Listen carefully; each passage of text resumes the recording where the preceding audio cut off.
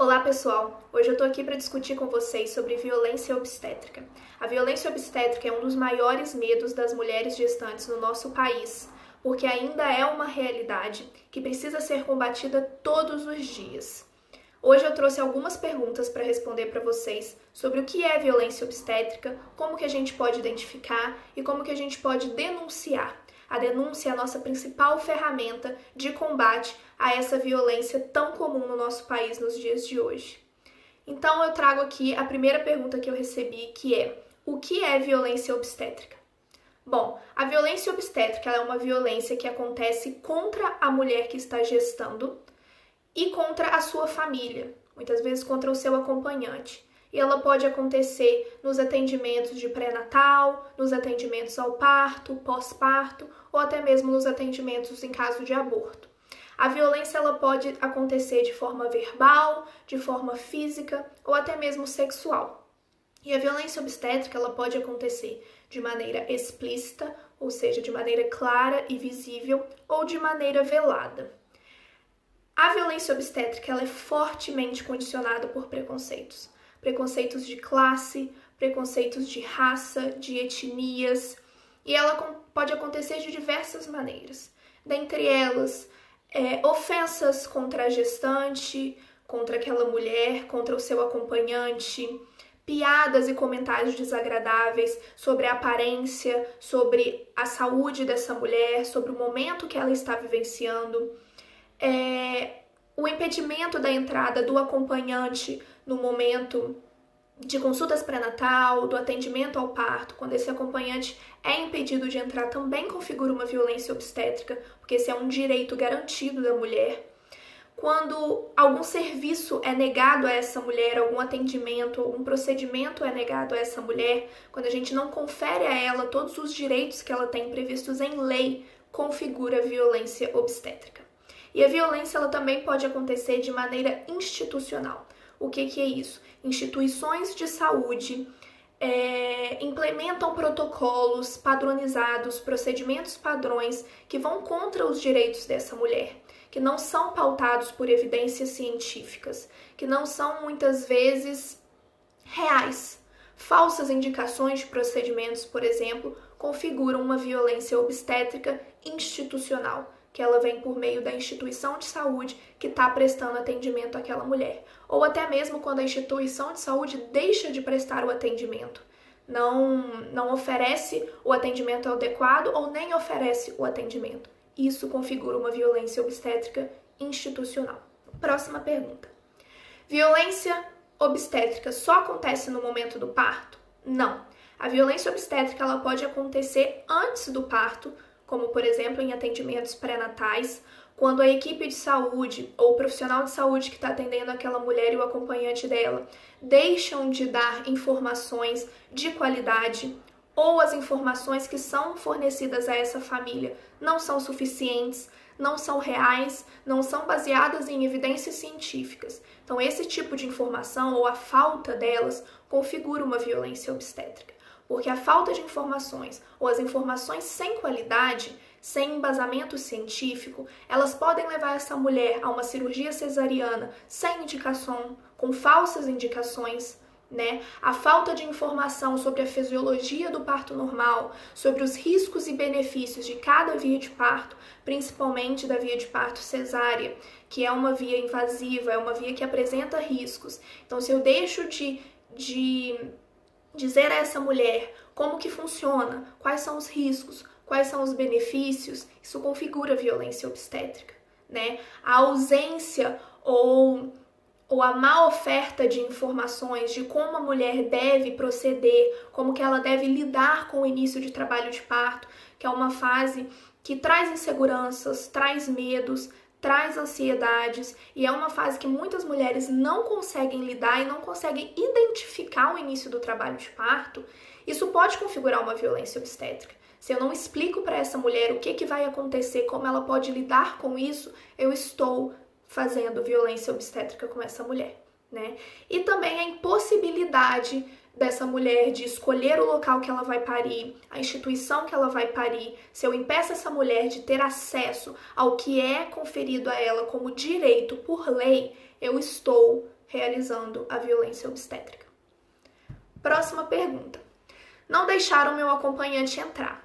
Eu sei que eu tenho direito, mas não deixaram ele entrar de jeito nenhum. Falaram que é uma regra interna. O hospital pode ter uma regra contrária a uma lei? Não. Nenhum hospital pode ter regras que contrariem a Constituição. Toda mulher tem direito a um acompanhante de livre escolha durante o pré-parto, o parto e o pós-parto imediato. Existe uma lei federal para isso que não pode ser contrariada por nenhuma instituição de saúde. Então, se você foi impedida de ter o seu acompanhante com você, você deve denunciar. Deixar a mulher, durante o parto, principalmente, sem um acompanhante é um desrespeito à lei e configura violência obstétrica. Se você puder, registre esse momento, grave, tenta registrar de alguma maneira para que você possa utilizar na denúncia. Próxima pergunta. Como denunciar? Para denunciar, você pode discar 180, que é para a Secretaria de Políticas para Mulheres. Você pode também, se for um hospital público ou conveniado do SUS, discar 136, que é o número do Ministério de Saúde, ou você pode recorrer à Secretaria Estadual de Saúde do seu estado ou do seu município. Se for uma instituição particular, você pode formalizar essa sua denúncia na ouvidoria do hospital, ou você pode entrar em contato com a ANS, que é a Agência Nacional de Saúde, fazer uma ligação gratuita através do número 0800 701 9656 ou através de um formulário que eles disponibilizam no site. E também você pode denunciar através do PROCON. Em ambas as situações, você pode recorrer ao Ministério Público da sua cidade, né?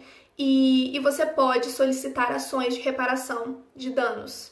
Para isso, você pode solicitar o seu prontuário e o do seu bebê. O prontuário é um direito seu e você pode utilizá-lo para mover uma ação de reparação de danos. Próxima pergunta. Como identificar a violência? Bom, a informação é a sua maior aliada enquanto mulher, enquanto gestante, e a maior aliada do seu acompanhante também. Vocês estando bem informados, vocês conseguem saber o que é a violência obstétrica e têm maior facilidade de identificar essa violência, principalmente se ela acontecer de forma velada. Mas, para listar um pouquinho, para detalhar um pouco mais, existem alguns tipos de violência. A violência ela pode ser física, como por exemplo no momento de parto, um profissional ou a equipe realizam uma manobra de Christelé, que é aquela manobra que sobe no corpo da mulher e empurra a barriga dela. Isso configura violência obstétrica. Realizar o corte, ou pique, que é a episiotomia, sem que haja uma explicação, uma indicação real. São raras as situações em que a episiotomia ela é indicada. Então, se ela acontece sem a sua autorização, sem uma indicação real que vai ser explicada para você, que vai ser exposta para você, configura uma violência obstétrica física. O ponto do marido, que é um ponto usado para deixar ali a região da vagina um pouco mais fechada, um pouco mais apertada, configura violência obstétrica.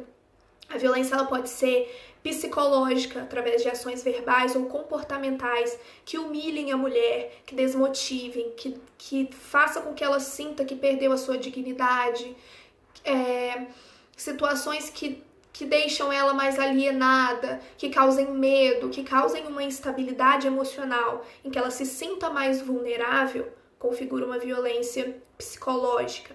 A violência ela pode ser institucional, quando você é submetida a protocolos padronizados que não têm embasamento científico ou que atendimentos não são prestados com qualidade ou nem são prestados. Você é impedida de receber o atendimento de alguma instituição. Isso configura uma violência institucional. E a violência ela pode ser sexual. Qualquer violência que impeça o seu controle da sua sexualidade, que aconteça contra o seu corpo, aconteça contra você, que faça com que você perca o seu sentimento de poder e confiança, isso configura uma violência sexual. Próxima pergunta. Foram feitos 4 toques seguidos em mim sem explicação do porquê do procedimento. Isso está certo? Não. Todo e qualquer procedimento ele deve ser anunciado e explicado a você antes de ser realizado. Você deve autorizar ou então, pelo menos, que ele seja explicado para que você tenha consciência de que ele vai ser realizado, qual a necessidade dele, por que ele está sendo indicado. E o que acontece nesse procedimento? Você tem o direito de saber todas as informações. Se te negarem algum atendimento porque você recusou determinado procedimento, isso também configura violência e pode ser movida uma ação no Ministério Público. Próxima pergunta. No meu parto, fizeram um corte na minha vagina e senti dor durante todo o procedimento de sutura. Todas as minhas reclamações foram ignoradas. Posso denunciar? Pode e deve. A episiotomia, ela é um procedimento que não é indicado na maioria das vezes. São raras as situações em que ela é necessária, em que ela é realmente indicada. Existem outros procedimentos menos invasivos que a equipe pode lançar mão até recorrer à episiotomia. E além disso, todo o método ele deve ser explicado ao paciente, deve ser explicada a sua indicação e deve ser explicado em que consiste esse procedimento. E a gestante, a mulher, ela deve autorizar. Então, você deve denunciar, sim. Próxima pergunta. Quando dei entrada no hospital em trabalho de parto, me colocaram no soro. Isso fez com que eu sentisse mais dor ainda. Eu pedi para tirar, mas não me atenderam. E não me falaram para que era o soro. No fim das contas, fui para cesárea. Isso configura violência? Sim. Primeiro ponto. Todo procedimento ele deve ser explicado à mulher. O motivo da sua indicação, em que ele consiste, para que a mulher tenha esse conhecimento e autorize que ele seja feito. Segundo ponto, esse soro que você recebeu não era soro, muito provavelmente era ocitocina sintética, que é usada para aumentar as contrações uterinas e acelerar o seu trabalho de parto. O terceiro ponto, a ocitocina ela não deve ser usada indiscriminadamente. Ela tem situações em que ela é indicada, em que ela é necessária. Então, se não houve necessidade, não tinha porquê. Você acabou de chegar em trabalho de parto, né? Então, deveria ter sido esperado um tempo para analisar a real indicação, a real necessidade da ocitocina sintética. O uso indiscriminado não é adequado e isso é uma violência contra você. Você não foi explicada do porquê aquilo estava fazendo, o que era aquele soro, né? Que se o soro provocou dor e você sentiu ali uma contração mais forte, muito provavelmente era uma ocitocina sintética. O quarto ponto, o fato deles não terem te explicado, mesmo você questionando, configura uma violência. Porque você questionou o procedimento e eles te ignoraram. Eles não te deram as informações suficientes, eles deixaram de te explicar. Então, isso é um caso de violência. Então, você tem aí um caso de violência explícito, porque você questionou um procedimento e foi ignorada, e tem uma situação de uma violência mais velada. Eles te colocaram um soro, que se você não tivesse perguntado o motivo ou o que era aquele soro, eles não teriam te explicado, isso configuraria violência, porque foi a falta de informação e a falta de explicação do procedimento. Então você tem aí uma violência velada e uma violência explícita. É uma violência obstétrica, você deve denunciar. Próxima pergunta. Minha médica me avisou no final da gravidez que ela não faz parto normal e ela sabia que eu queria um parto normal. O que eu faço? Bom, primeiro ponto é que ela deveria ter te informado sobre como é o método de trabalho dela. Diferentes profissionais de saúde atuam de maneiras diferentes e particulares. Então, ela deveria ter te informado. A função dos profissionais de saúde não é só acompanhar a sua gestação e te dar informações sobre a sua saúde do seu bebê, mas ele também deve te dar todas as informações sobre como é a metodologia de trabalho dele, para que você tenha certeza de que você escolheu o profissional certo e de que é realmente ele que você quer que te acompanhe durante a sua gestação até o nascimento do seu bebê. Então, ainda há tempo. Procure outras equipes, tire informações dessas equipes. Você ainda tem tempo de reformular uma equipe de saúde adequada que vai te prestar um atendimento adequado, de acordo com o que você quer, de acordo com os seus desejos e as suas expectativas.